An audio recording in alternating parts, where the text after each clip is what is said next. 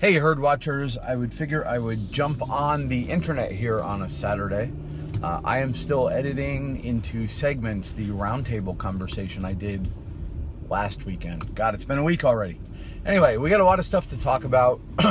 I'm going to be posting some more, and I will probably do segments of this video as smaller social media moments. But we want to talk about Obama and Trump and the so-called deep state coup that's been going on, the deepening problem that we're having with these sort of landmines and leave behinds that Obama left for the Trump presidency. Now, it's pretty common, obviously, for an incoming administration to deal with leftover personnel from a previous administration who may not be very fond of their policies, and that's normal. And to the extent that you wind up having to fire some people or some people work against you, that is what it is. That's the nature of politics and a system where you change the leadership at the top of a thousands and thousands of person high political pyramid of sort of careerists. That's not what we're discussing. What we're talking about now is the deliberate misuse of government sort of power by a president and a political party to shut down another political party. And this is something that Americans have traditionally been very, very leery of, because it is the one enemy that democracy has the most trouble standing against, is the misuse of its own governmental power against itself.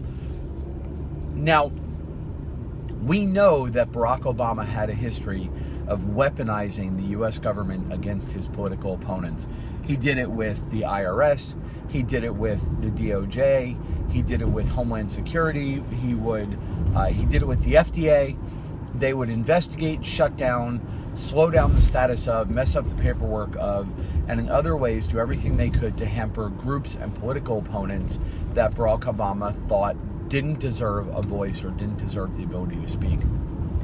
So given that we know that Barack Obama was perfectly willing to step past the law, in my opinion, we know that Obama was perfectly happy to step outside the law and misuse the government to shut down political foes.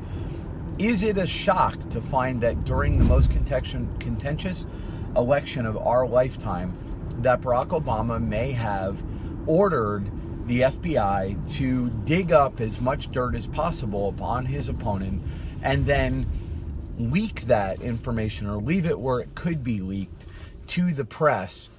It's not beyond imagination. It's exactly in keeping with what we know of Barack Obama. But more than that, we know that Barack Obama has an ego that he never saw a problem with using the U.S. government as a weaponized tool of political violence against his foes.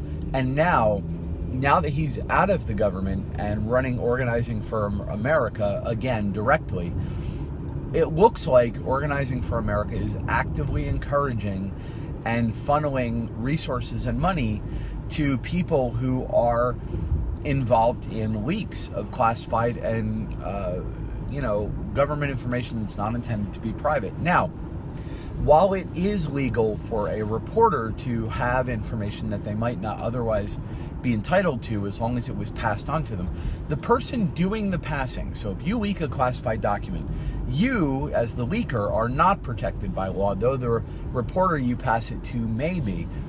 If it turns out that Barack Obama and Organizing for America have been actively encouraging U.S. government employees to illegally distribute information that should not be made public in order to, well, for any reason, but particularly in order to manipulate the political scene and hurt the policies of a sitting president, this is legally actionable in a very serious way. And to the extent that we now are starting to see that Barack Obama misused government resources to manipulate the 2016 political election, this isn't the vague idea that maybe Russia was involved. We're talking about a sitting U.S. president using the FBI to shut down the political campaign, or attempt to shut down the political campaign of a foe of his party. We're talking now of a former U.S. president who may be using his funds and his political power to encourage U.S. government officials to pass on illegally distribute classified information. This is criminal acts. These are criminal things. And if it turns out Barack Obama is personally involved, then he should be investigated directly. At the very least, we need to start taking very seriously this idea that there is an active, seditious, and illegal coordinated effort by the Democratic Party and their operatives to interfere with the functioning of the U.S. government. This isn't going to be a good thing. And while they think what they're doing is weakening Donald Trump, what they're actually doing is showing more and more of their hand in this, what might actually turn out to be a conspiracy that makes, the previous benchmark of conspiracy of Watergate look ridiculous. And if you think that this isn't something that Obama would do, all you have to do is look at his record. In any case, that's what I had a couple minutes for to talk about right now. Again, you don't be shocked if you see me cutting some of this up and doing that thing where you put social media text all on the bottom. I think those are really effective, and I want to experiment with those. I will be talking to you guys more, and thanks a lot for taking a couple minutes right now.